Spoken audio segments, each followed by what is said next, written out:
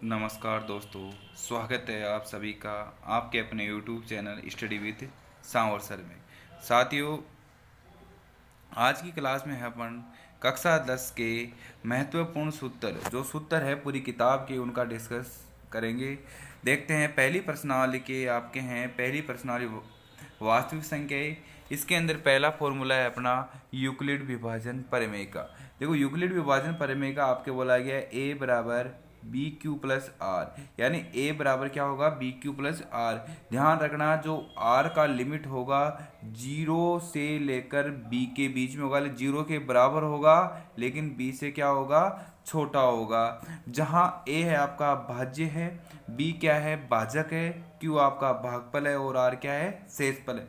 आपको पता है भाज्य बराबर क्या होता है, भाजक गुणा भागफल प्लस शेषफल। ये किसके बराबर होता है, भाज्य बराबर। अगला है अपने अंक गणित की आधारभूत प्रमेय। याद कर लेना, प्रत्येक भाज्य संख्या के अभाज्य संख्याओं के गुणनफल के रूप में व्यक्त किया जा सकता है। यानी प्रत्येक भाज्य संख्या को अभाज्य संख्या के गुणनफलों के रूप में क्या किया जा सकता है, व्यक्त किया जा सकता है। यह गुणनफल अभाज्य गुणनखंडों के आने वाले क्रम के बिना अद्वितीय होता है। यानी प्रत्येक भाज्य संख्या को अभाज्य संख्या के गुणनफल के रूप में क्या किया जा सकता है, व्यक्त किया जा सकता है। ये याद कर लेना, एक नंबर का प्रश्न इससे बेस्ट जरूर मिलेगा आपको। यानी प्रथम संख्या गुणा द्वितीय संख्या बराबर होता है आपका एलसीएम गुणा एचसीएफ या एचसीएफ गुणा लसफ है। मतलब प्रथम संख्या और द्वितीय संख्या का गुणनफल एलसीएम तथा एचसीएफ के क्या होता है, बराबर होता है। अगला है, यदि किसी प्रमेय संख्या का दशमलव प्रसार शांत है। दशमलव प्रसार क्या है, शांत है। दशमलव प्रसार आपका शांत है। एक नंबर का अभ्यास क्वेश्चन आएगा, इसमें से निम्न में से कौन सा शांत है, कौन सा अशांत है। तो यदि इसके हर का अभाज्य गुणनखंड सिर्फ 2 की पावर n और 5 की पावर m में हो का गुणांकों के रूप में, ओनली 2 की पावर n और 5 की पावर m के रूप में ही हो, तो उसका जो दशमलव प्रसार होगा वो कैसा होगा, आपके शांत होगा। अगला प्रश्नावली है आपके बहुपद। देखो, बहुपद में आपके है पहले, सबसे पहले की बहुपद की घात क्या होगी। बहुपद में चर राशि की अधिकतम घात बहुपद की क्या कहलाती है, घात। जैसे मैंने लिखा है एक समीकरण एक्स स्क्वायर प्लस 4x। देखो, इसमें चर क्या है, एक तो अक्ष है, अक्ष चर है, तो इसमें अक्ष की अधिकतम घात क्या है, यहाँ पे 2। पूरे बहुपद की क्या होगी, अधिकतम घात 2। मतलब अधिकतम घात क्या है इसकी, 2, तो वही उसकी क्या होगी, बहुपद की घात। जैसे आपको दिया गया 2y square minus 3y plus 4 में बहुपद की घात कितनी है, 2 है, क्योंकि अधिकतम घात y की कितनी है, 2 है, तो इस बहुपद की भी कितनी होगी, 2। अगले वाला है एग्जाम्पल है 5x cube minus 4x square plus x minus 3 में बहुपद की घात कितनी है, 3, क्योंकि x की अधिकतम घात कितनी है, यहाँ पे 3 है, तो बहुपद की कितनी होगी, 3। एक घात वाले रैखिक बहुपद, रैखिक बहुपद देखो, एक घात जिसकी घात 1 होती है उसको अपन बोलते हैं रैखिक बहुपद। 2 घात वाले को बोलते हैं द्विघात बहुपद। जैसे ये आपका एक रैखिक बहुपद है, ये आपका क्या है, द्विघात बहुपद है। और 3 घात वाले को क्या बोलते हैं, त्रिघात बहुपद। 3 घात वाले को कैसे, 2x cube plus 3x square minus x plus 4, तो इसमें अधिकतम घात कितनी है अपनी, 3 है, तो इसको कितने घात का बोलेंगे, त्रिघात का बहुपद अपन इसको बोलेंगे। देखो, अचर बहुपद की घात कितनी होती है, जैसे आपको दे दिया 100 200, ये अचर संख्या है, तो अचर संख्या का घात क्या होगा, 0 होता है। अब बहुपद का शून्य क्या होता है, चर राशि का वह मान जिसे बहुपद में रखने पर बहुपद का मान क्या प्राप्त हो, शून्य प्राप्त हो। शून्य है तो शून्य प्राप्त हो, यानी वह मान जिस पर बहुपद का मान क्या हो, शून्य हो, उसे क्या कहते हैं अपन, शून्य। जैसे x प्लस 5 है, इसका शून्य ज्ञात करना है, इसको किसके बराबर कर दो, 0 के बराबर। तो x बराबर क्या होगा, -5। तो आपको एक ना किसी भी बहुपद का यदि शून्य ज्ञात करना है, उसको किसके बराबर कर दो, 0 के बराबर कर दो, तो x का मान निकलेगा वो ये आपका क्या होगा, शून्य होगा। जितनी बहुपद की घात होगी उतने ही उसके बहुपद के शून्य होंगे। द्विघात के बहुपद के कितने शून्य होंगे, 2। त्रिघात के 3। एक घात के 1। यानी जितनी बहुपद की घात होगी उतने ही उसके क्या होंगे, शून्य होगा। देखो, इनको याद कर लेना आप तीनों को, एक घात के कितने हैं, 3 घात, 2 घात के कितने हैं। अगला है आपका, यदि द्विघात बहुपद ax स्क्वायर, ये द्विघात समीकरण का व्यापक समीकरण है आपका, ax square plus B X plus C के शून्यकों में संबंध, याद कर लेना, इससे बेस्ट प्रश्न आ सकता है परीक्षा के अंदर, दे सकता है आपको। द्विघात बहुपद a X square plus B X plus C के शून्यकों का योग होगा। शून्य क्या है इसके, मान लो इसका शून्य का अपन ने अल्फा और बीटा मान लिया, तो आप शून्यकों का योग क्या होगा, माइनस का बी बटा ए, और शून्य का गुणनफल क्या होगा, सी बटा ए, याद कर लेना कंटस्थ। अगला है त्रिघात बहुपद, त्रिघात बहुपद का व्यापक समीकरण है आपका A X cube plus B X square plus C X plus D में शून्यकों में संबंध, यदि आपको शून्यकों का योग निकाले तो क्या होगा, माइनस का बी बटा ए, शून्यकों का गुणनफल निकालना हो तो होगा आपका माइनस का डी बटा ए, याद कर लेना, शून्य का गुणनफल क्या होगा, माइनस का डी बटा ए, दो दो शून्य alpha beta plus beta gamma plus gamma alpha हो तो उसको क्या होते हैं, सी बटा ये, सी बटा ए। देखो द्विघात बहुपद के आपको कई बार शून्यकों का योग दे देगा और शून्य का गुणनफल दिया हुआ होगा और आपसे पूछेगा द्विघात बहुपद ज्ञात करो, तो इसका सूत्र होता है एक्स स्क्वायर माइनस शून्यकों का योग गुणा एक्स प्लस शून्यकों का गुणनफल, या इसको लिख सकते हैं x square minus alpha plus beta x plus alpha plus beta. अगला है अपने, अगला चैप्टर है अपना दो चर वाले रैखिक समीकरण युग्म। देखो इसके अंदर आपको मैंने क्लास में, जब इस क्लास में पढ़ाया था तब आपको बताया था, तो दो चर यानी जिसमें अक्ष, जैसे ABCD वाले अक्षर कितने होंगे, दो, रैखिक मतलब एक, यानी दो चर वाले रैखिक समीकरण जिसमें चर तो कितने होंगे आपके, दो, और उसमें घात कितनी होगी इसकी, अधिकतम एक होगी, तो दो चर वाले रैखिक समीकरण युग्म, युग्म का मतलब कितने समीकरण होंगे, दो समीकरण होंगे। तो आपका a1x plus b1y plus c1 बराबर 0 पहला समीकरण हो गया। दूसरा हुआ अपना a2x plus b2y plus c2 बराबर 0। देखो पहला समीकरण ये है, दूसरा आपका समीकरण ये है, जहां x और y क्या है, चर राशि है, a1 b1 c1 a2 b2 c के अचर राशि है, मतलब a b जिसे गिनती वाले अंक है।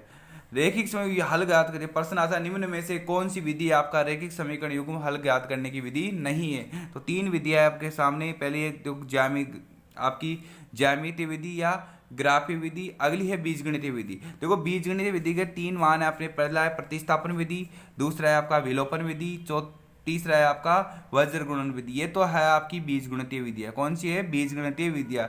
ये है आपका ग्राफी विधि जो ग्राफ के माध्यम से आपको करना है। अगला है हमारे ग्राफ का, मैंने आपको अलग से वीडियो बना के बताया हुआ कि ग्राफ किस प्रकार बनता है। देखो वेरी वेरी इंपॉर्टेंट, कंपेरिजन दृष्टि से देखो, चाहे आपके 10th बोर्ड की तरह से दृष्टि से देखो, इंपॉर्टेंट है। रैखिक समीकरण युग्म आपको दिया गया है a1x plus b1y plus c1 बराबर 0, दूसरा है a2x plus b2y plus c2 बराबर 0 के लिए प्रतियुम्ब।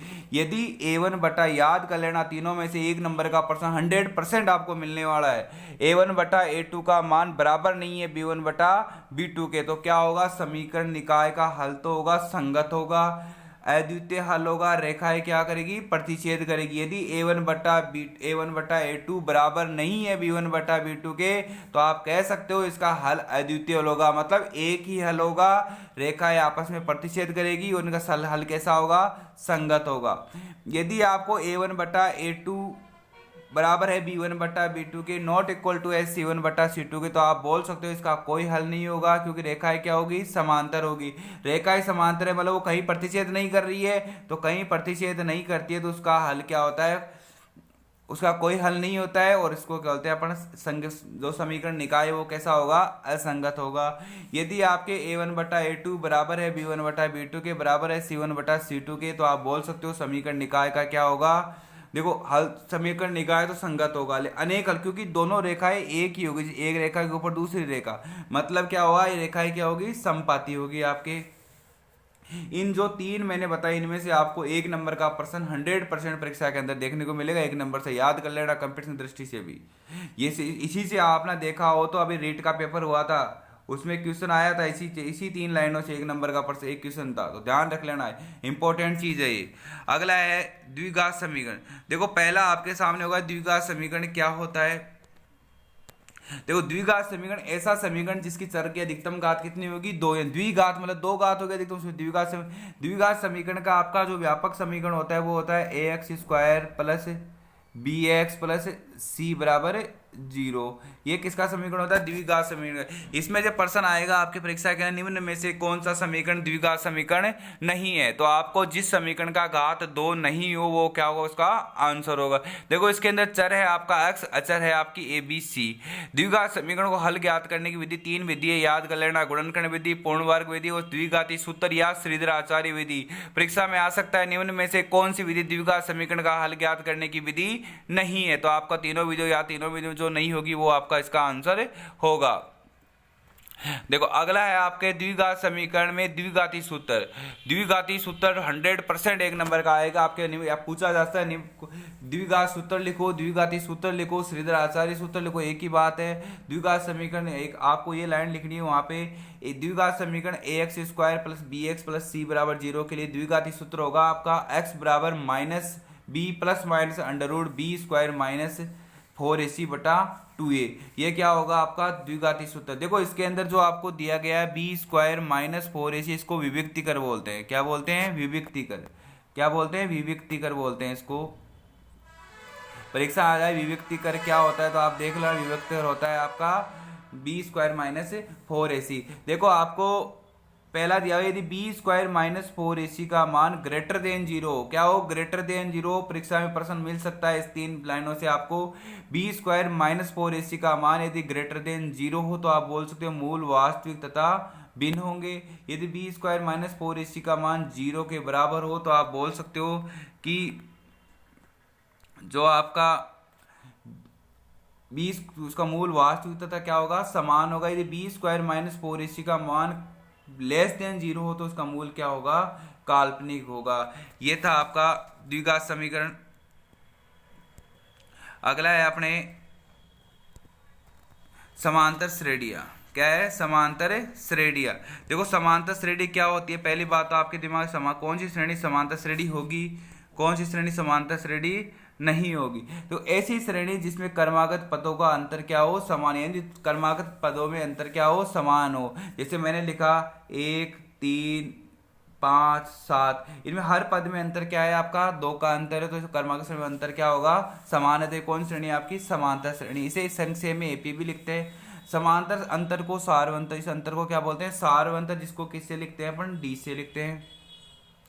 समांतर श्रेणी का nवां पद ज्ञात करने का सूत्र होता है आपका an बराबर a plus n minus 1 bracket d। यहाँ पे an तो हो गया अपना nवां पद, a का मान होता है प्रथम पद, n हो गया पदों की संख्या, d हो गया इसमें सारवंतर। यदि समांतर श्रेणी में अपन को n पदों का योगफल ज्ञात करना हो, सूत्र होता है अपना sn बराबर n बटा 2 bracket 2a plus bracket n minus 1 d। इसमें यहाँ पे a का मान आपका a बराबर होता है प्रथम पद, क्या होता है, प्रथम पद, और डी अपन ने पढ़ा है, डी का मतलब क्या होता है, सारवंतर, एन मतलब क्या होगा, पदों की संख्या। यदि आपको प्रश्न के अंदर अंतिम पद दिया हुआ हो और पहला पद दिया हुआ हो तो आपसे पूछा जाए पदों की संख्या, तो आपका सूत्र होगा n बटा 2 bracket a plus a n बटा 2, या ए एन की जगह अपन एल भी लिख सकते हैं क्योंकि एल अंतिम पद होता है। यदि समांतर श्रेणी का योगफल दिया हुआ एन व पद ज्ञात करना हो, समांतर श्रेणी का क्या दिया हुआ हो, आपको योगफल दिया हुआ हो तो ए एन ज्ञात हो, ए एन होगा आपके ए एन बराबर एस एन माइनस 1, यानी s n minus s n -1, ये आपके होगा एन व पद होगा, क्योंकि जो एन पदों का योगफल में से n-1 पदों का योगफल यदि घटा देंगे तो अपना कौन सा पद आएगा, अंतिम पद आपके सामने आएगा। यदि आपको दिया हुआ है 3 मान दिए हुए हैं, जैसे परीक्षा के अंदर आ सकता है, जैसे दे दिया आपको 3, यहाँ डिब्बा बना के दे देगा, यहाँ लिख देगा 7। आपसे पूछा है ब्रैकेट में डिब्बे में क्या, तो इसमें 3 पद है तो इसमें दोनों पदों को योग 7 3 10, 10 का आधा क्या होगा 5, तो डिब्बे में क्या आएगा आपके 5। ऐसा प्रश्न आपके 1 नंबर में अच्छा जो लास्ट ईयर बोर्ड परीक्षा में आपसे पूछा गया था, ऐसा प्रश्न आपका ए बी सी तीनों एपी में है, तो ए बी बराबर होगा a प्लस सी बटा 2। अगला है आपके आगे आपसे पूछा जा रहा है कि प्रथम पद क्या होता है, समांतर प्रथम पद रहता है आपका, प्रथम पद को अपन ए बोलते हैं, देखो द्वितीय पद हो गया ए प्लस डी, तृतीय पद हो गया ए प्लस 2d, मतलब आपने देखा होगा तृतीय पद है यहाँ पे क्या है 2d है, मतलब एक कम है। जैसे 50वां पद ज्ञात करो, एक कम करो 49 तो आ गया ए प्लस 49d, 32वां पद ज्ञात करो तो ए प्लस 31d, ये हो गया आपका समांतर श्रेणी के पद ज्ञात करना। अगला है त्रिभुज। देखो त्रिभुज क्या होता है आपका, त्रिभुज वे आकृतियां जिनके आकार समान हो परंतु माप समान न हो तो वो कौन सी होती है, समरूप आकृतियां। मतलब वे आकृतियां जिनके आकार समान हो लेकिन मान समान नहीं हो, वो कौन सा, समरूप। देखो समरूप आकृति, समरूप क्या होता है, समरूप की सबसे बड़ी परिभाषा, समरूप में त्रिभुज के प्रत्येक कोण क्या होगा, समान है। दो त्रिभुज आपको दिए, दोनों त्रिभुजों के दोनों कोण जो है, तीनों कोण वो क्या होंगे, समान होंगे तथा उनके भुजाओं का अनुपात भी क्या होगा, समान होगा।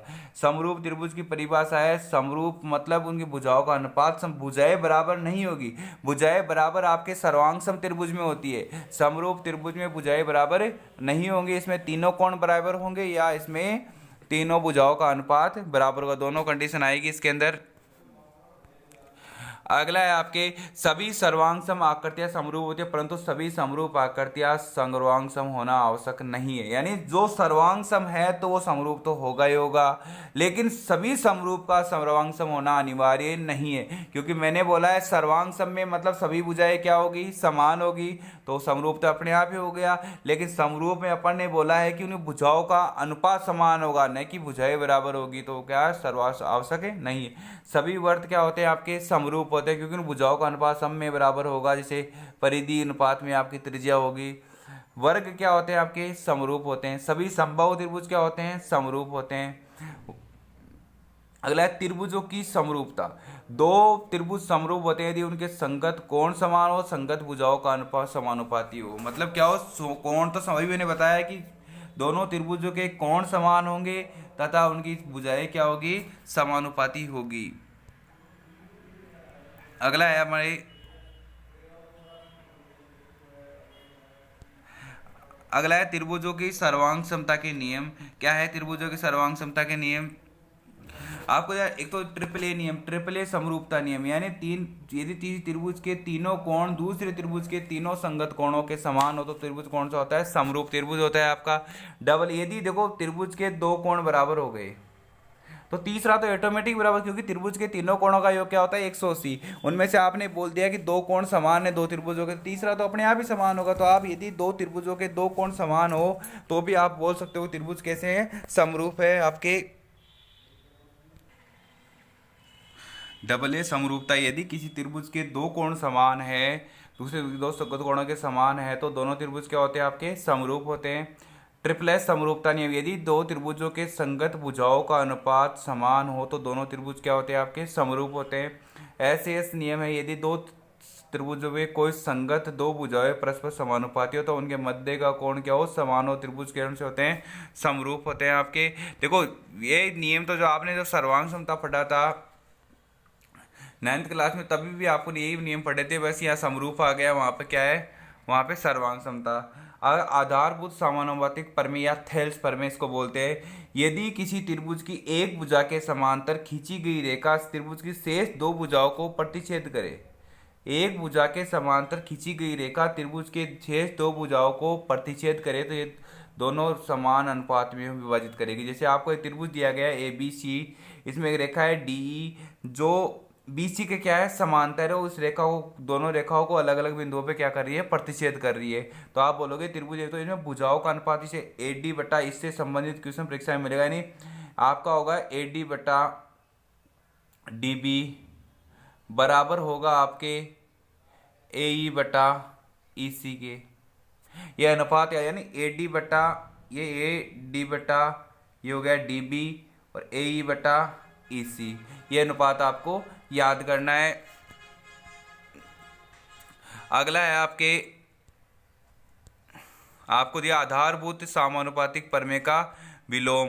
विलोम क्या होगा कि यदि आपको बोला जाए कि थेल्स प्रमेय का विलोम, जैसे कि यदि एक रेखा किसी त्रिभुज की दो भुजाओं को समान अनुपात में विभाजित करो तो तीसरी भुजाएं क्या होगा, समांतर होगी। यानी दो समान अनुपात में मतलब दोनों समान अनुपात में विभाजित करे तो इनमें जो रेखा होगी DE बटा DE और आपका समांतर होगी किसके, BC। यानी ये तो आपको दिया हुआ तो ये दिया हुआ तो ये भी आएगा, मतलब भुजाओं का अनुपात बराबर है तो उसमें क्या रेखा है, क्या होगी, समांतर होगी। आज के बाद दो समरूप त्रिभुजों का क्षेत्रफल उनके याद कर लेना, इससे संबंधित प्रश्न 100% आपको मिलने वाला है परीक्षा के अंदर। इस कि दो त्रिभुजों का क्षेत्रफल उनकी संगत भुजाओं के वर्गों के अनुपात के क्या होता है, बराबर होता है। अगला है अपने जैसे आपको दे दिया दो समरूप त्रिभुज है ए बी सी, आपको दे दो त्रिभुज है ए बी सी और एक है डी ई एफ।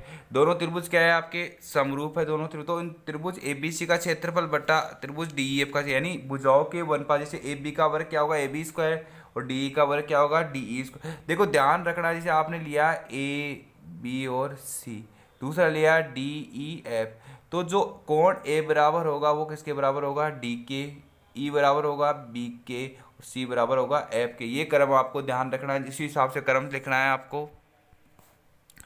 अगला है आपको पाइथागोरस या बोधायन प्रमेय।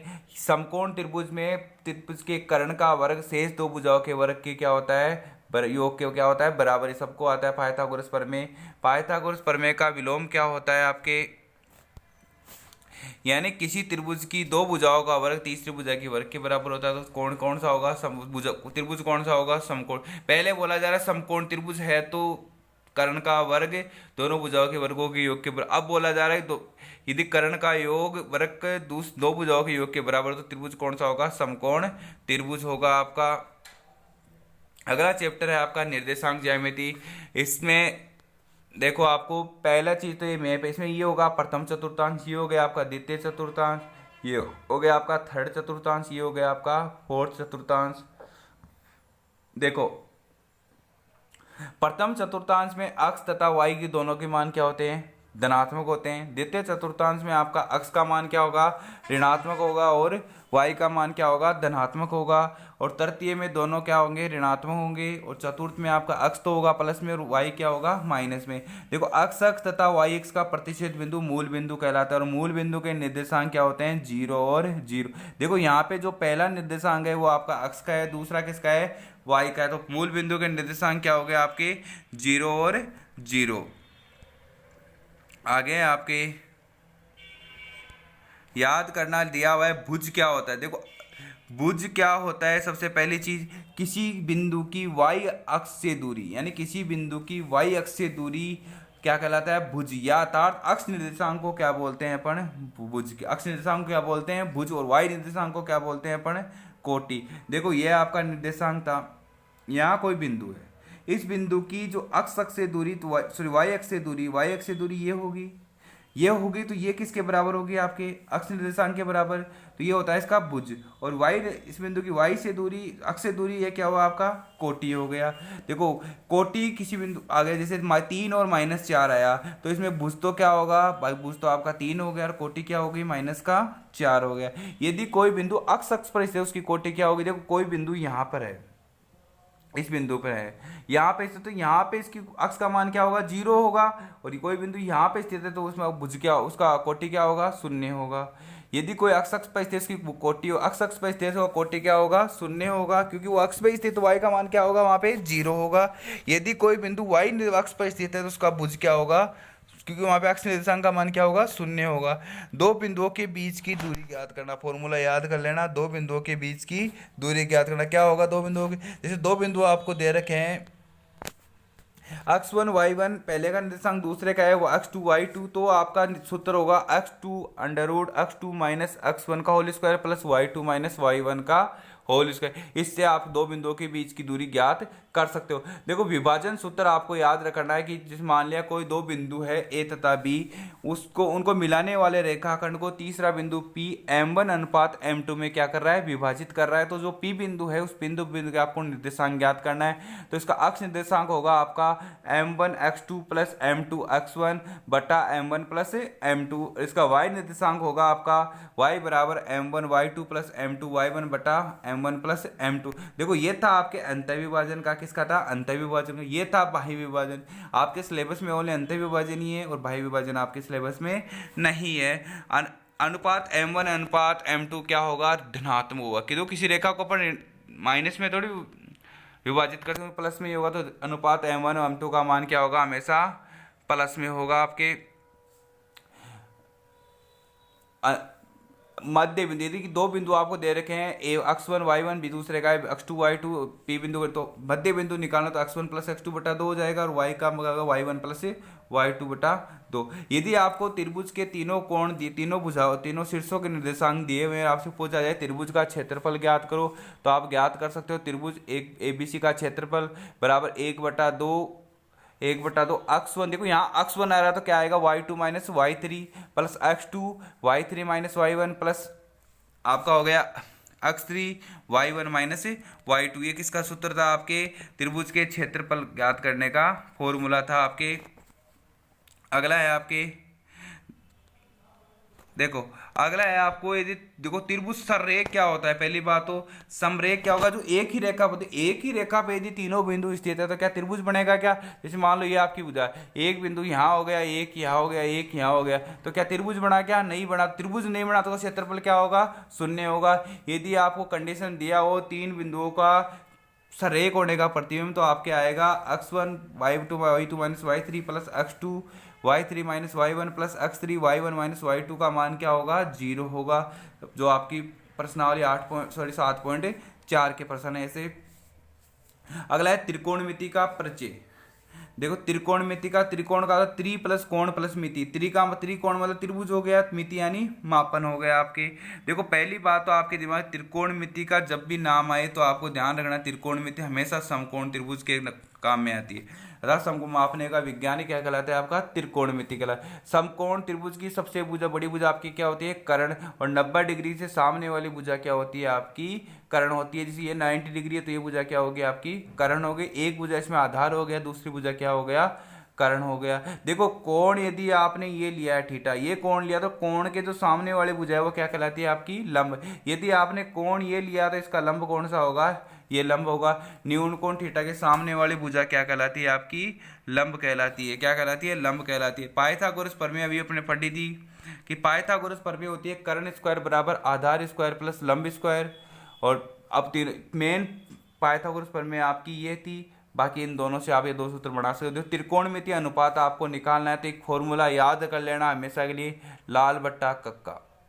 क्या होता है? लाल बट्टा कक्का। यानी जो लंब साइन का वैल्यू होगा वो क्या होगा? लंब बटा कर्ण। कोस का होगा आपका आधार बटा कर्ण।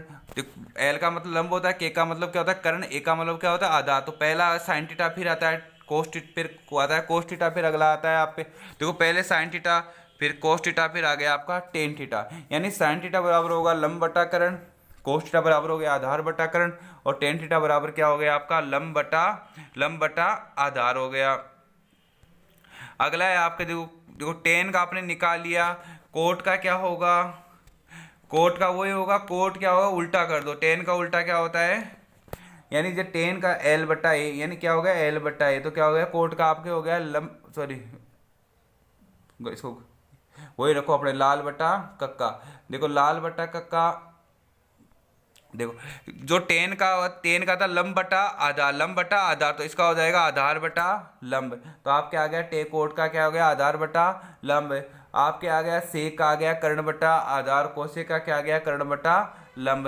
देखो अब ते व्युत्क्रम त्रिकोणमिति अनुपात। देखो साइन थीटा का व्युत्क्रम होता है आपका कोसेक थीटा, कोसेक थीटा का होता है साइन थीटा, कोस थीटा का व्युत्क्रम होता है 1 बट्टा सेक थीटा, सेक थीटा का होता है 1 बटा कोस थीटा, टेन थीटा का होता है 1 बटा कोस थीटा, और कोस थीटा क्या होता है? 1 बटा टेन थीटा।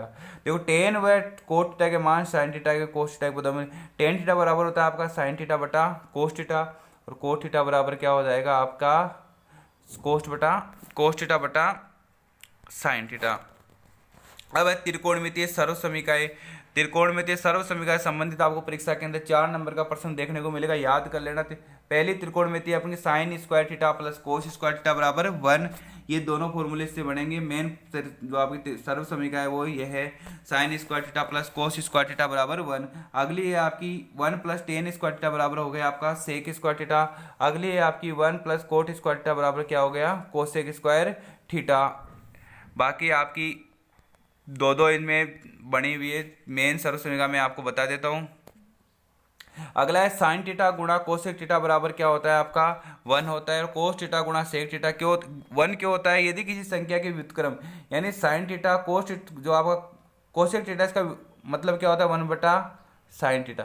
तो साइन थीटा से आपका क्या कट गया, साइन थीटा तो क्या आया 1, यानी साइन थीटा गुणा कोसेक थीटा क्या होगा 1 होगा, कोस थीटा गुणा सेक थीटा आपका क्या होगा 1 होगा, और टेन थीटा बराबर आपका कोटेक थीटा क्या हो गया 1 हो गया। अगला है आपके पूरक कोणों के मान। देखो पूरक कोण क्या होते हैं सबको पता है, ऐसे दो कोण जिनका मान दोनों कोणों का मान क्या होता है 90 डिग्री होता है, यानी साइन 90 माइनस थीटा क्या होगा कोस थीटा, कोस 90 माइनस थीटा क्या होगा साइन थीटा। यानी साइन तो चेंज, देखो इसमें याद रखना साइन तो चेंज होता है किसके अंदर कोस के अंदर, और कोस चेंज होता है साइन के अंदर। अगला है टेन तो आपका चेंज होगा कोट के अंदर, और कोट किसके चेंज होगा टेन में। सेक चेंज होगा आपका कोसेक में, और कोसेक चेंज हो गया आपके सेक में। अगला है आपके सेक 90 माइनस थीटा क्या हो गया cosec theta, cosec 90 minus theta क्या हो गया आपका कोसेक सेक थीटा। अब विशेष कोण त्रिकोणमिति के मान आपको मैंने एक वीडियो में अलग से बता रखे हैं, त्रिकोणमिति की टेबल कैसे बनाई जाती है, वही तरीके से आपको टेबल बनाना सीखना है। उस वीडियो में जाके आप देख लेना, टेबल बनाया आपको समझाया हुआ है। अगला प्रश्न त्रिकोणमिति के कुछ अनुप्रयोग। देखो सबसे पहले उन्नयन कोण क्या होता है, जब आप नीचे खड़े हो नीचे से ऊपर की तरफ देख रहे हो तो जो आपकी दृश्य रेखा तथा जो आधार रेखा से उससे बनने वाला कोण आपका क्या होता है उन्नयन कोण होता है। कौन सा कोण होता है उन्नयन कोण। जैसे आप यहाँ खड़े हो, यहाँ से आप ऊपर की तरफ देखा तो ये आपकी दृश्य इसके बीच में जो कोण बना आपका क्या होगा उन्नयन कोण होगा। अवनमन कोण यदि आपने ऊपर से नीचे की तरफ देखा तो आपकी जो दृश्य रेखा है उसके बीच में जो कोण बना है उसको क्या कहते हैं अवनमन कोण अपन कहते हैं। अगला है आपके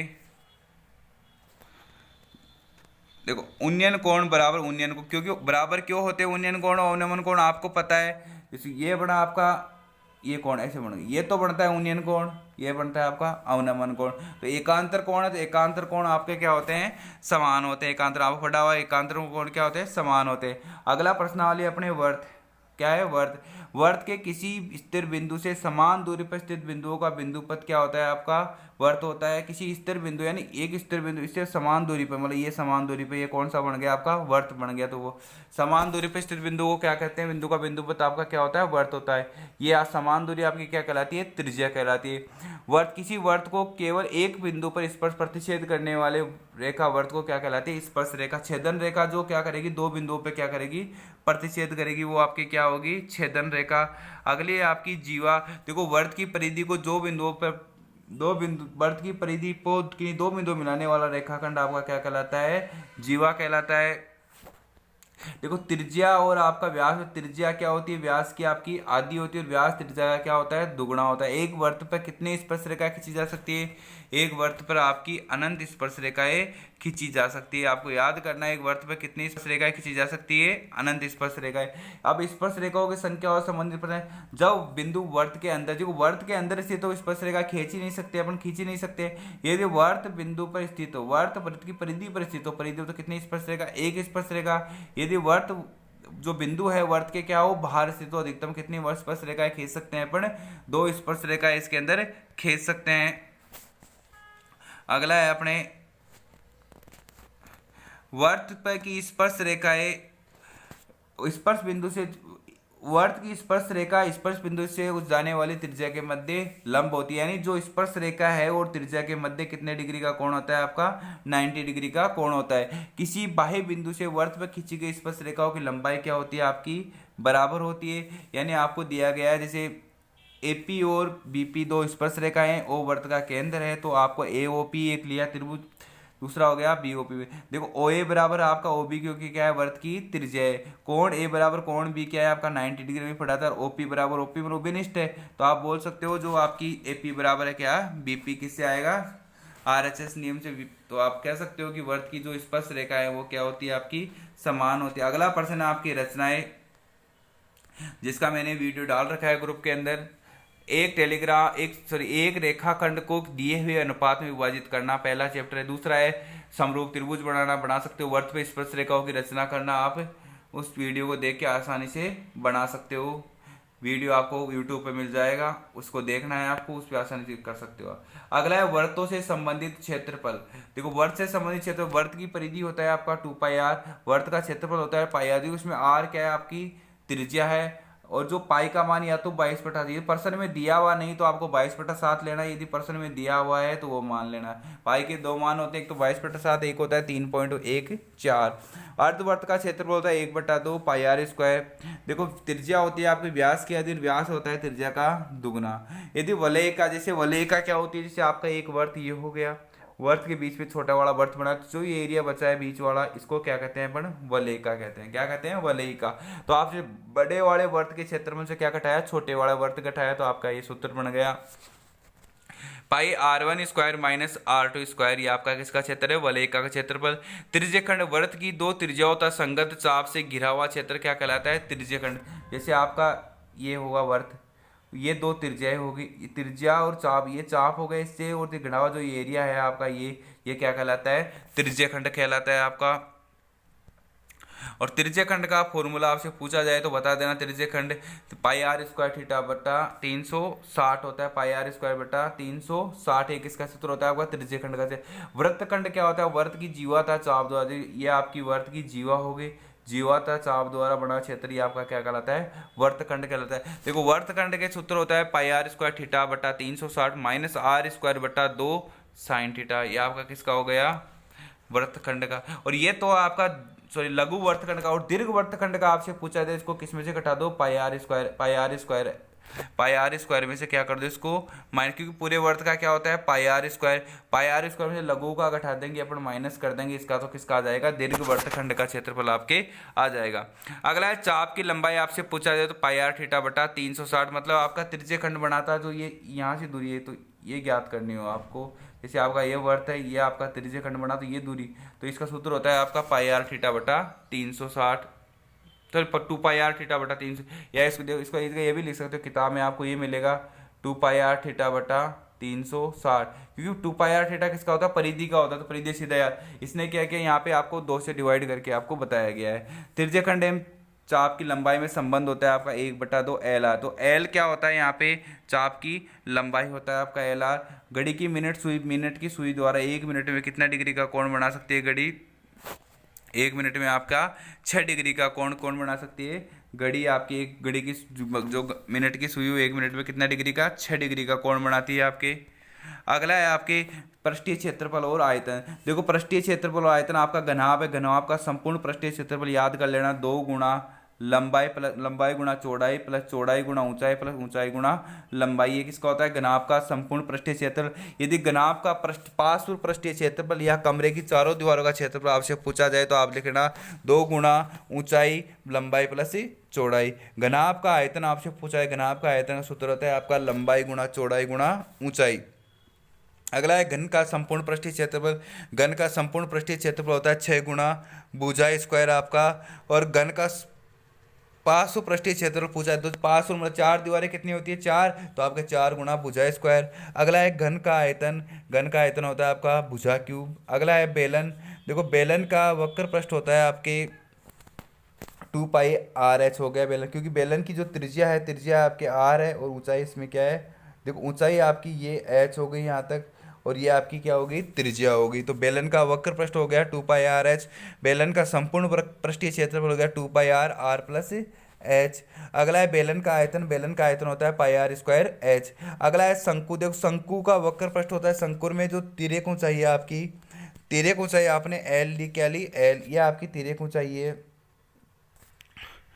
और अब शंकु का आपसे पूछा जाए पृष्ठीय वक्र पृष्ठ, तो वक्र पृष्ठ होता है पाई आर एल। तो शंकु का संपूर्ण पृष्ठीय होता है पाई आर एल, क्योंकि पाई ये 2 वर्त बन गए यहाँ पे, एक वर्त, तो वर्त का क्या होगा पाई आर स्क्वायर प्लस वक्र पृष्ठ का क्या हो गया पाई आर एल, तो पूरा क्या बन गया पाई आर आर प्लस एल।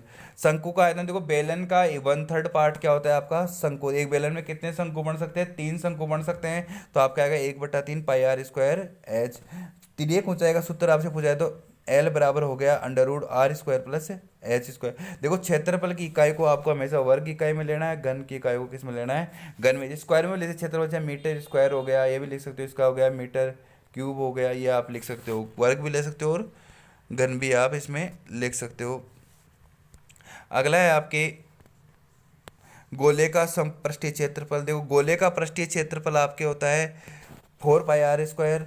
गोले का आयतन होता है 4/3 πr³। अब अर्धगोले का आपसे अर्धगोले का वक्र पृष्ठ मतलब ये एरिया, वक्र पृष्ठ क्या हो गया 2 पाई, 4 पाई का आधा क्या हो गया 2 πr²। अर्धगोले का संपूर्ण पृष्ठीय मतलब ऊपर की तरफ आपने देखा हो, ऊपर की तरफ एक वर्त और बनता है, यही बेलन ये होता है अर्धगोला आपका, तो इसका तो हो गया आपका 2 πr²। और एक एरिया आपका ये बच गया, तो ये कितना हुआ πr, तो क्या हो गया टोटल 3 πr²। अब आपसे पूरे अर्ध को देख, पूरे गोले का आयतन आपके 4/3 πr की, तो अर्ध गोले का क्या होगा 2/3 πr की। यहाँ पे r क्या है आपकी त्रिज्या है।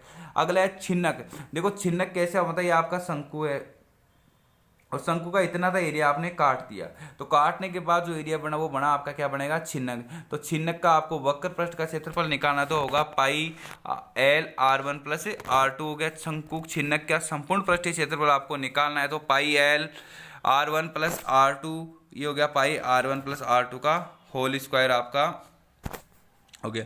छिन्नक का यदि आपको आयतन ज्ञात करना है, छिन्नक का आयतन आपका होगा 1/3 r1² +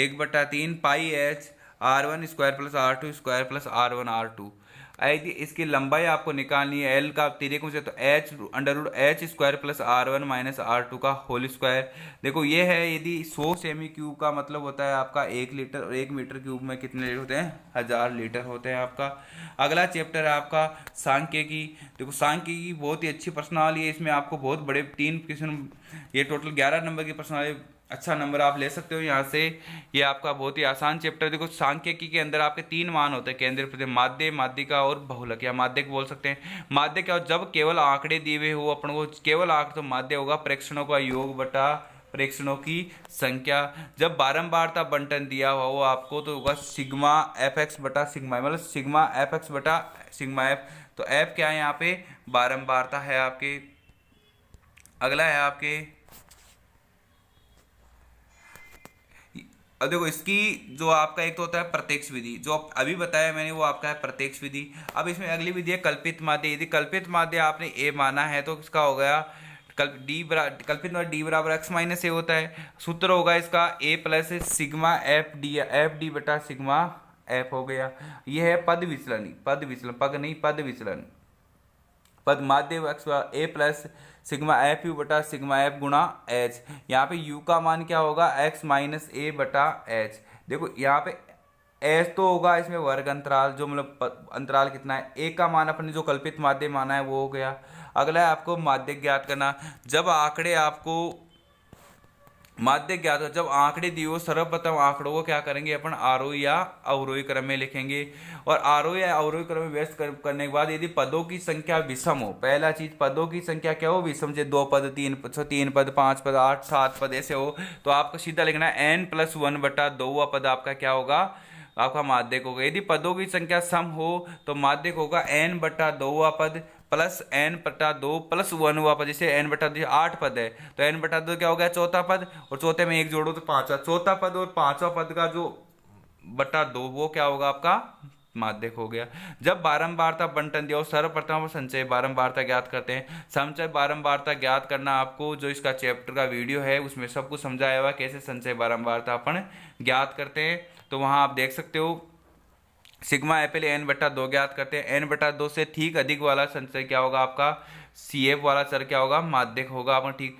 जब वर्गीकृत बारंबारता तो इसमें सूत्र होगा L + n/2 - C/F गुणा H। देखो यहाँ पे L बराबर होता है आपका माध्यक वर्ग की निम्न सीमा, n बराबर होता है आपका जो सिग्मा एफ होगा, C बराबर होगा माध्यक वर्ग से ठीक पूर्व वर्ग की संचय बारंबारता, F का होगा माध्यक वर्ग की बारंबारता, H का मतलब हो गया माध्यक वर्ग की बारंबारता। देखो ये फॉर्मूला कंप्यूटर दृष्टि वेरी वेरी इंपॉर्टेंट फॉर्मूला है। आपको माध्य माध्यक और बहुलक में संबंध क्या करना, बहुलक बराबर होता है 3 माध्यक - 2 माध्यक। याद माध्यक में कितने अक्षर है 3, तो 3 के गुणा में आएगा -2 माध्य, यानी 3 माध्यक - 2 माध्यक। यह हो गया आपका इनमें संबंध। अगला है अपने बहुलक ज्ञात करना, वेरी वेरी इंपॉर्टेंट है, आसान बहुत है। जब केवल आंकड़े दिए हुए तो जिसकी बारंबारता सर्वाधिक होगी वो क्या होगा आपका जिसकी बारंबारता, जैसे मैंने लिखा 2 2 3 4, तो सबसे ज्यादा बार क्या आ रहा है 2, तो इसका आपका बारंबार इसका बहुलक क्या होगा 2 होगा। जब बारंबारता बंटन दिया हुआ हो जिसकी बारंबारता सर्वाधिक हो वो क्या होता है आपका बहुलक होता है। यदि वर्गीकृत बारंबारता बन तो फॉर्मूला होता है L plus F1 minus F0 बटा 2F1 minus F0 minus F2 गुणा एस। देखो एल तो हुआ आपका बारंबारता वर्ग की निम्न बहुलक वर्ग की निम्न सीमा, F0 हो गया बहुलक, देखो F1 एक हो गया, F0 एक हो गया आपका F2। देखो F1 तो हुआ बहुलक वर्ग की बारंबारता, F1 से पहले आ रहा है 0 तो इसमें हो गया बहुलक वर्ग की पूर्व वर्ग की बारंबारता, 2 बाद में आ रहा है तो ये हो गया बहुलक वर्ग के ठीक बाद वाले वर्ग की बारंबारता। H का मतलब हो गया आपका वर्ग अंतराल, H का मतलब क्या हो गया आपके वर्ग अंतराल। देखो ये थोड़ा संचय आरेख है आपके त्वरण आरेख है, जो ये संचय कम के संचय बारंबारता आरेख ऐसा बनता है और से अधिक का संचय बारंबारता आरेख इस प्रकार आपके बनता है। अगला चैप्टर है हमारे पर्यायिकता। देखो पर्यायिकता का जो फॉर्मूला होता है वो होता है अनुकूल परिणाम बटा कुल परिणाम। देखो निश्चित घटना की पर्यायिकता हमेशा 1 होती है, अनिश्चित घटना की पर्यायिकता क्या होगी आपकी, अनिश्चित घटना की होगी आपकी 0, और असंभव घटना की भी क्या होगी असम शून्य होगी। किसी घटना की पर्यायिकता इसमें सीमा होती है जो पर्यायिकता की लिमिट 0 से बराबर भी हो सकती है PA, और इसके लेस तो नहीं एक। ध्यान रखना कभी भी पर्यायिकता का मान ऋणात्मक नहीं होता है, और PA प्लस PA बार का मान हमेशा क्या होगा 1। अब जो ताश की गति से क्वेश्चन, ताश की गड्डी में आपको पता है कितने पत्ते होते हैं 52 पत्ते होते हैं टोटल, लाल पत्ते कितने 26, और काले पत्ते कितने होते हैं आपके 26 काले होते हैं। अगला है आपको दिया गया है लाल पत्तों में, देखो लाल पत्ते में पान के पत्ते होते हैं 13, ईंट के पत्ते होते हैं आपके 13, काले पत्तों में हुक्म के 13, और चीड़े के कितने हो गए 4। तो कुल इक्के कितने हुए, कुल इक्के 4 हो गए। बादशाह कितने हो गए 4 हो गए। बेगम कितनी हुई 4। गुलाम कितने हुए 4। कुल तस्वीर वाले पत्ते 12। एक सिक्कों को उछालने पर कुल परिणाम होते हैं 2, क्योंकि सिक्के में या तो हेड आएगा या आपके टेल आएगा। इसको चित्त बोलते हैं, इसको आपका पट भी बोल सकते हो आप। एक सिक्के को n बार उछालते हैं, कुल परिणाम देखो n बार उछालते हैं तो उसमें 75 है 2 की पावर n, यानी एक बार उछाला तो कितने परिणाम आए 2, 2 बार उछाला तो कितना आएगा 4। पासा पासा में कुल अंक होते हैं आपके 1 2 3 4 5 6 होते हैं। ध्यान रखना सम संख्या इसमें अंदर 2 4 और 6। विषम अंक कितने होते हैं 1 3 और 5। अभाज्य संख्या होता है 2 3 5, और भाज्य अंक होते हैं 4 और 6।